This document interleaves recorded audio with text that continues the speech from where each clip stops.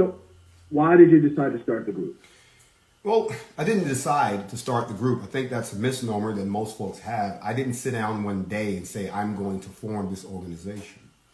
This organization grew out of like-minded conversations that were already happening. They're happening in your homes. They're happening in your churches. They're happening in the workplaces. They're happening on the streets.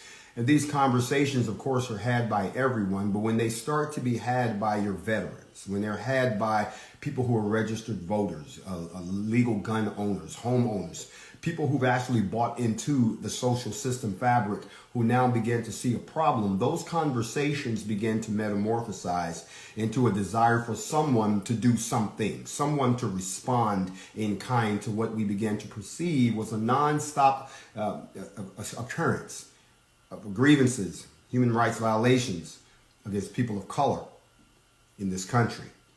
And that the response by this country was not equal to the same events happening with people who were not of color, who received what appeared to be a better shake, so to speak, a better handed justice, a better everything. So what ended up happening was we did a lot of talking. And we're not talking young folks here. We're talking folks in their 40s, 50s, 60s, who have the history and the wisdom of remembering the 60s, the 70s, the 80s, the 90s,